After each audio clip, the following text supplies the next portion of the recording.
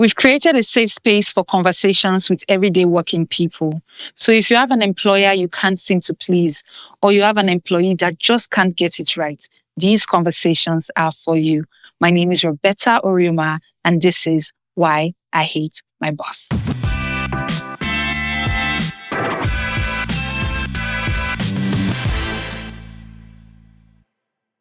Our guest today is Tomi Ogedengbe. She's the financial controller of an EdTech business and the co-founder of TDA Practice, a tax consultancy firm. Thank you for joining us. You're welcome. Thank you. So tell us a bit more about TDA Practice and what you do in general. Okay.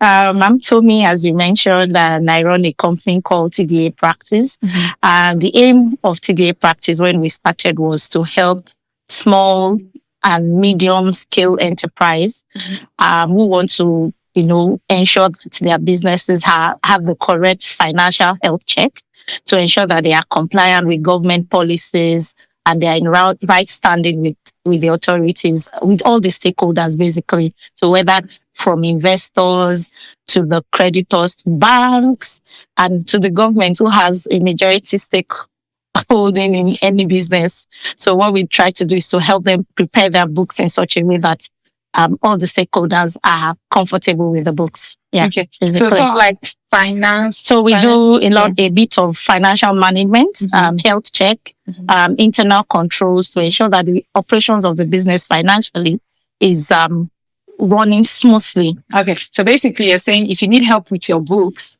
With your books, in terms of all the generally acceptable principles that guides your books in preparation of that books for tax compliance and for investors. If you need to present your books to investors or you want to, get capital equity from investors, you need to prepare your books in a way that is acceptable to all the stakeholders. Yeah. Okay. Let's talk tax. Raising questions on people's minds right now. Yes, with the new tax laws. Because there's been a lot of conflicting information out there. And people have been panicking, right? So what is the most untrue thing you've heard, right, about the new tax laws? There are so many. There's so many that comes to mind. I think the first one that pops up right in my head is government is going to start deducting money from people's bank accounts. And that's where everybody say, narrate it to 2K for Amala. Crazy things I've seen on the internet, but that's not true. That's not true. Yeah, government does not have the right to enter anybody's bank accounts and deduct taxes. There's no government, whether federal, whether states, or whether local government that has that right in Nigerian's constitution as of today. Government will never come to your account and deduct money for taxes. What government can do, however, is to place a lien on your account, and it's just to force the erring party to come out, and then you have the right to come and defend yourself. They don't have the right to take your money by force. So that's one of the misconceptions that is, airing out there. Another misconception that is there is that the tax is going to make people poorer. It's a lot. But I think that that's actually not fair to the government. It's not true. I think what government has tried to do is to put a system in place where low income earners don't pay as much tax. So the system of pay as you earn, which is the payee that runs in Nigeria, tries to compensate people that earn lower with the taxes of people that earn higher. So that's why it's pay as you earn. The more you earn, the more you pay. The less you earn, the less you pay. So that's another misconception that, government is going to make everyone a pauper because of that tax. And I think lastly, one of the things was that, these taxes is going to cripple company operations. I really don't think that's fair to the government. What government has tried to do is to harness all the taxes into maybe 5 or 6. Before now, we used to have more than 60 tax taxes that people have to pay. Yeah. It's even for tax consultants, we have to go and read what does the law say about this tax, this tax. Well, now they've kind of harmonized all of them into 5 seats so that you don't have to deal with all the, various taxes that are existing in Nigeria as of today. Yeah. Okay. So on tax, because I'm very interested in this topic, right? And I'm sure a lot of people are also very interested in it. Yeah. Obviously, like the tax laws for individuals are then separate from the tax laws for corporate bodies, right? So what do individuals need to know about the new tax laws?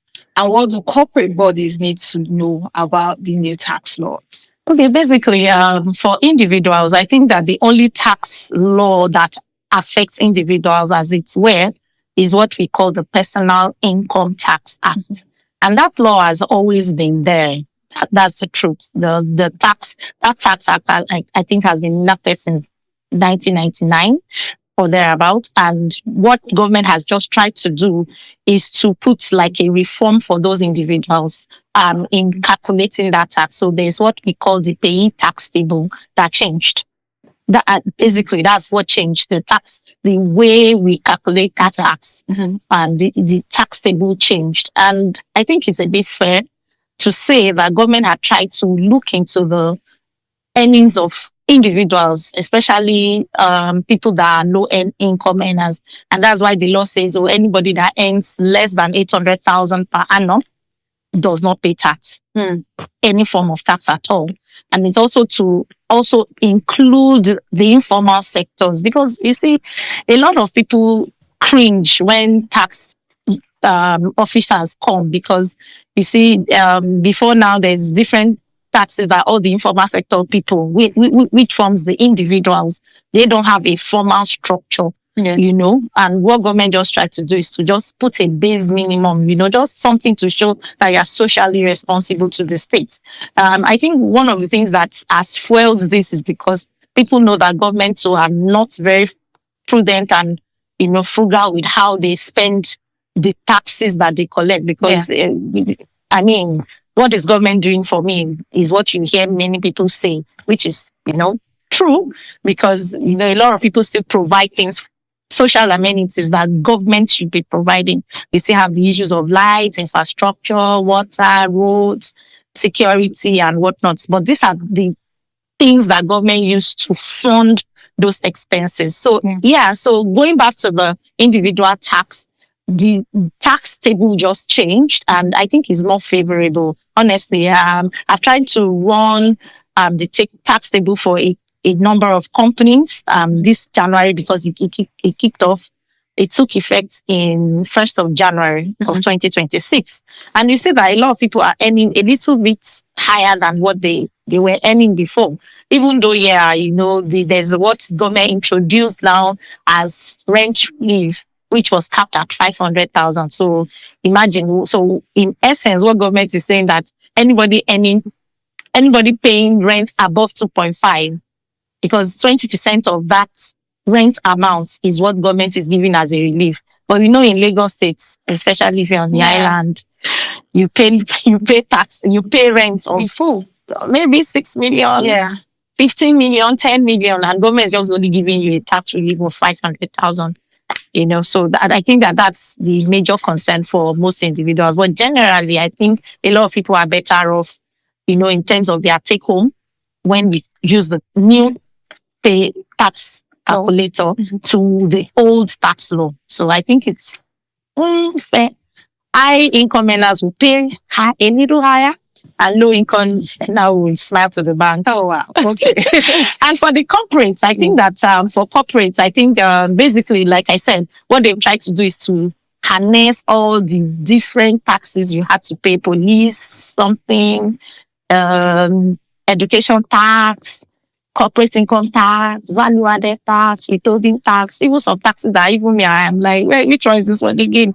What government has tried to do is just to harness all of them and just make it a little bit simpler. It's technical in nature, in implementation. However, I think that if we, read the act, which is what I encourage people, just take time. It's out there in the social ideas. People can download the apps, read it, and kind of understand in implementation so that they can, incorporate it into their businesses. Yeah. Okay. And then to wrap up this tax conversation, I would say you've said a lot of positive things about the new tax laws.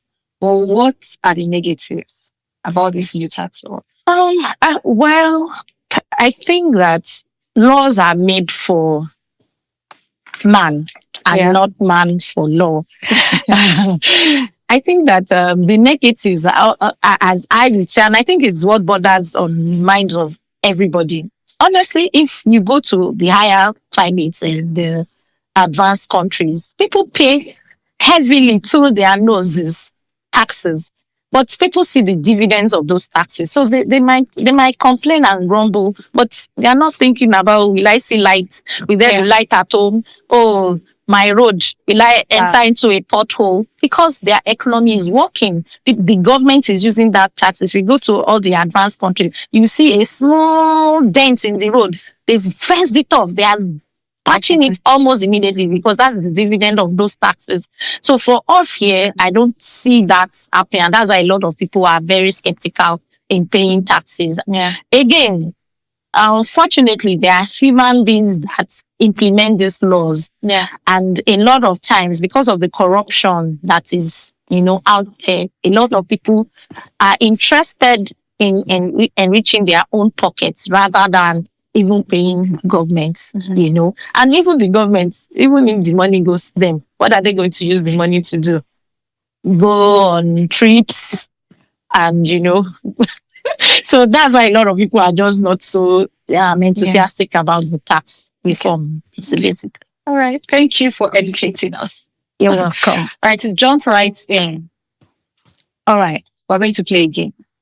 Okay. It's called Two Truths and One Lie, Workplace Edition. If you've been enjoying our conversation, don't forget to subscribe, share, and like. And if you want to share your stories with us, send us an email or a DM. Okay. I've once been fired from an organization.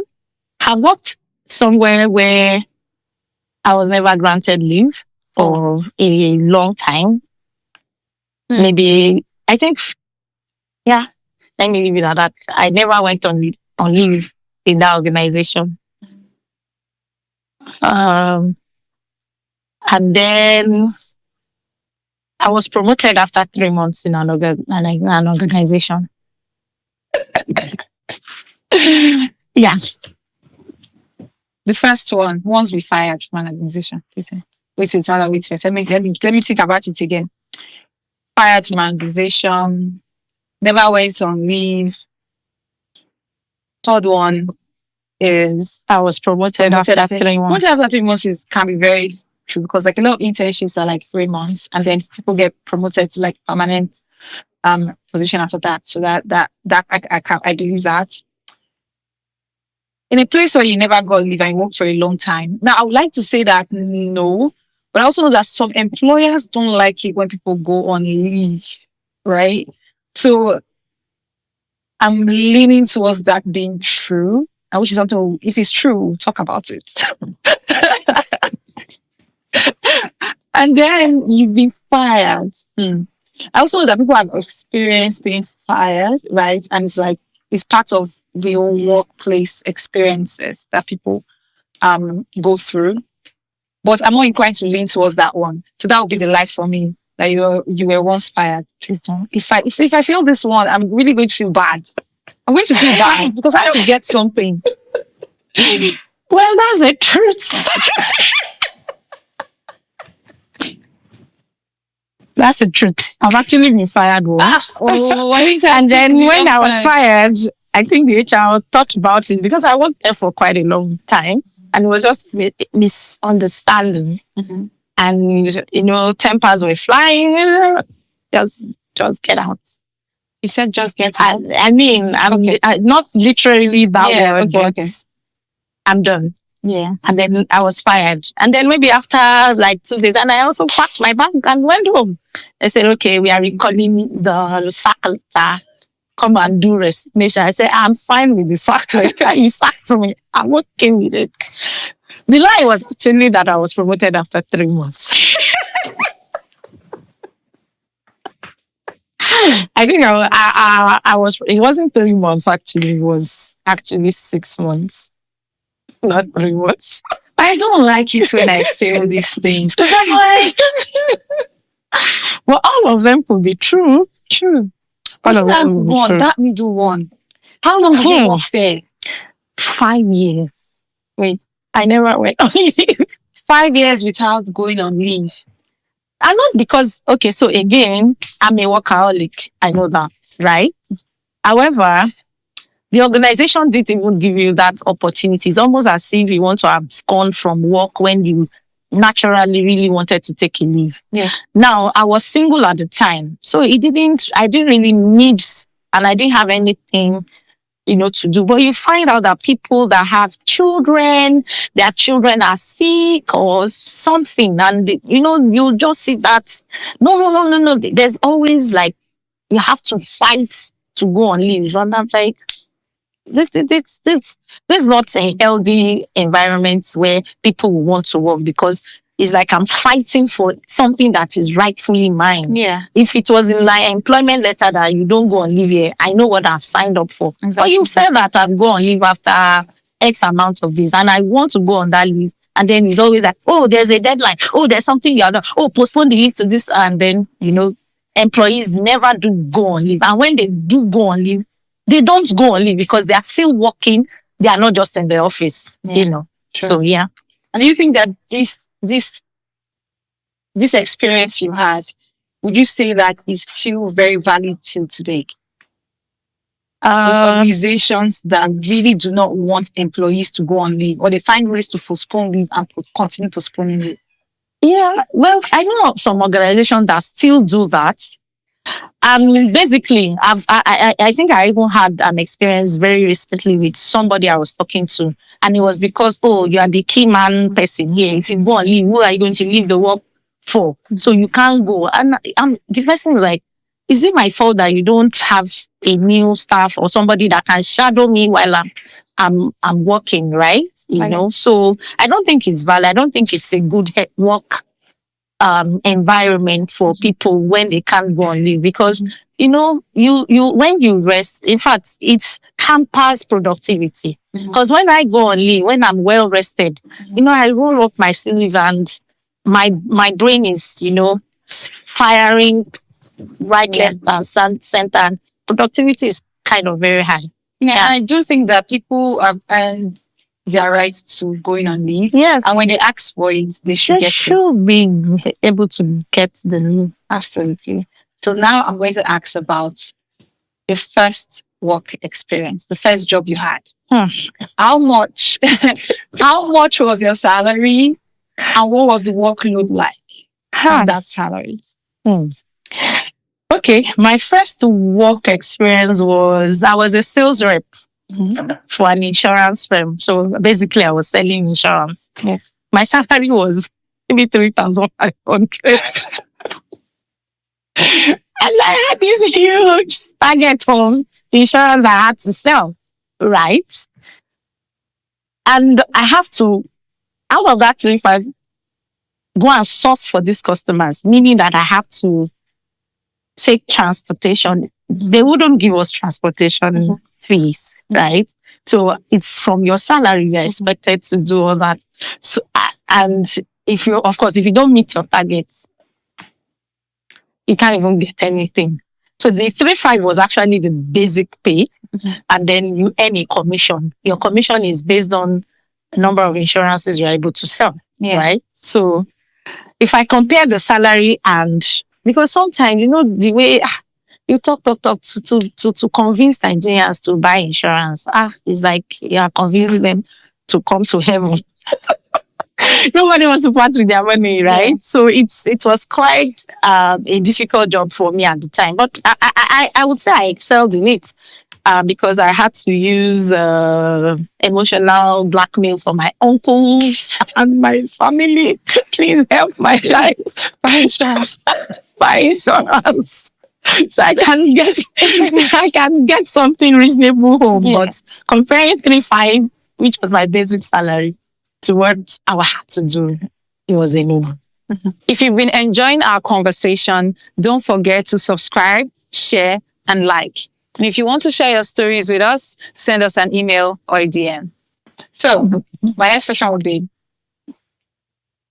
throughout your career as an employee, before you became an employer, right? What is your, or what are your worst three experience with employers? Okay, yeah. In fact, one kid, as in, I think I recently forgave that person, and I sent the person a message in the middle of a service in church one day that I forgive you. How long did it take to forgive this person? 20, like 7 years. Oh wow. Yes, 7 years. And I think that, so personally, I would want to think that I like what I do and I do it well. Mm-hmm. But it was so difficult to satisfy my boss, as it were. He had very strict conditions of work. We closed, okay, so basically in our employment letter, ordinarily, we resume at 8, but there's deliberately no closing time. Mm-hmm. You know, so, but it was just an assumption that is a 9 to 5, right? Or 8 to 6, whatever it is. But you cannot go home until my boss leaves the office. So when she's in the office, either you're busy or you're not doing anything, you just have to stay put until she's ready to leave. That's when you can leave that office. And she lives very close by. And then imagine you're struggling, upcoming corporate body, you don't have a car, you are going to get Uber to go home. You have to wait till this madam decides that it's 9, yes. And now, yes. And, you know, they don't born you well. They don't born you well to say you're packing and upping and leaving. You can't. And then she shouts and talks down on people. So there's no room for mistakes. There's no room for error. If you make an error, she's shouting down at you. And personally, in my nature, I don't like when people shout down at me. I'm not able to process even what I've done wrong. So I can't even cross correct what I've done. It was a lot of toxic environment, really. I think that it was something that haunted me. I was traumatized by that experience, even though I tried to avoid her and have no dealings with her. But she's my boss. We work directly, so there's no way you know her. But I just make sure that don't stay in your lane, let me stay in my lane kind of relationship. So it wasn't really a very good experience for me. Yeah. So that was your number one. That's your number one. Yes, it's tough. What other experiences have you had? I've had somebody tell me that, did I come to the office with my dream? Oh wow. And now let me give you a context. I was pregnant then. And that time I was having a lot of pregnancy hormones where you cannot even know whether you want to be alive or dead. Those days. And I've actually, explained my predicament. In fact, this person knew my journey before I even eventually took in, right? So I expected, and it was a woman, and I expected some level of empathy, and then you've walked this path before, yeah, way elderly than I was. I was a young married lady that's just took in, and, I was having those issues of forgetfulness, pregnancy hormones, and, sometimes I just draggy, and then sometimes you have not to, put a blame game here, but we know that these hormones happen. And then she'll say, oh, I'm a woman. Don't treat pregnancy as if it's a disease, and there's no one pregnancy that can be the same. Sure. And considering that this person knew my work ethics and how I used to work before. So I would think that she would be more sympathetic because she would know that this is not ordinarily this person. Mm-hmm. It's just a face, right? Mm-hmm. She wouldn't have it. So I had to, suck it up and, just take all the verbal abuse that she, and then again, we used to have a joke that is whenever she has a fight with her husband at home, then she just comes out, downloads. Downloads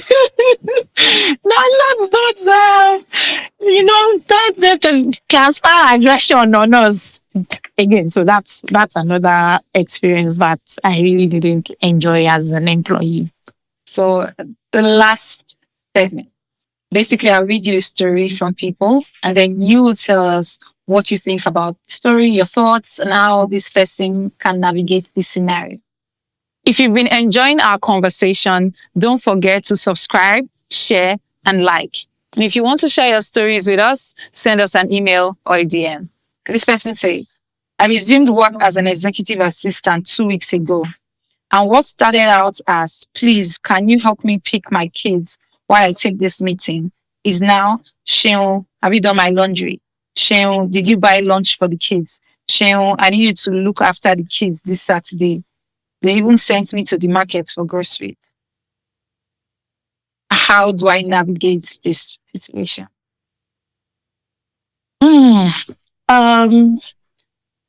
First of all, my thoughts is on the part of the employer. I think that's basically not very professional. And now, looking back, have I done these things for my boss before? Probably yes. But it stemmed from a relationship we built, and it was not my job to do. It was either because we've been so close that I knew that, oh, maybe something happened to our nanny had an off day, I offered. Or sometimes, oh, she's just ranting, oh, how am I going to do my life this weekend? That's not, don't worry, I'll go and stay with your kids. I'll babysit while you go for your event. It was a relation. So I've done it before. That's what I'm trying to say. However, if I just resume 2 weeks and then my boss is, I think I'll have a conversation now on the part of the employee. I'll have a conversation with my boss and to say, my job descriptions are basically going into your personal life. I'm an executive assistant. Yes, I'm to assist you in the office and make your life easier. But when it comes to domestic things, I can help send money to your driver or send money to your nanny to do whatever. But there needs to be a thin line between what is actually acceptable and what is not. And I feel as the employee, the person should not be shy in having that very hard conversation with the boss. It also shows professionalism on her part. She's not a doormat and she should know where she stands. Yeah, I know that there's no job out there, but hey, that's a no-no. That's a no-no. It's a no-no. And so what happens then when you have this conversation, but the employer is like, yes, I know I hired you for this, right? But we also want people that are open to taking on more jobs. No. Would you then say in that situation that employee should leave? Absolutely. Absolutely. Because you see, there's always and luckily I have a lot of executive assistants that are my friends. And I find out that they don't have a life of their own because they live in the shadows of their bosses. Just because, their boss had to travel, they have to travel with them. They have to do this, they have to do that. I understand it comes with this. It's a job hazard. However, if it is professional, it's understandable. But where we are crossing the line, and in the case that you read, I believe that there's enough red flags that are going to pop up because I'm doing things that your domestic staff should do, and that's the conversation I'm willing to have. If I'm not okay to do it, I told you I've done it before. I was okay doing it, and it was not forced down my throat. Yeah, I sometimes, because I had now grown so close to my boss, like it was a relationship that culminated over that I was not even as assistant to, I was just a financial person. So when she needs to do personal financial stuff, personal. She hates going to the bank. It's not office. It's her own personal. Rather than send her executive assistant, because we built trust, we built relationship. She rants to me, I rant to her. We have that relationship going. So our relationship stemmed out of the office into something else. Yeah. Right. And that's why, I go to her house. Even when she's, okay, I'm coming to the island, I'm going to branch buy things for the kids. And, vice versa. It was because our relationship stemmed, not because it was forced down my throat, and where it becomes an expectation. So because it's no longer asking, can you? It's now, it is expected. No. That expectation needs to be cut short. Okay. So basically, employers don't cross The line, stick to professional line. Thank you so much for joining us. This has been like an amazing conversation. We've had so much fun doing this. We've had a really great conversation, and I hope there was something here for you. If you want to share your experiences with us, our email is on screen. Don't forget to subscribe, like, and share. Until next time, my name is Roberta Orioma, and this is Why I Hate My Boss.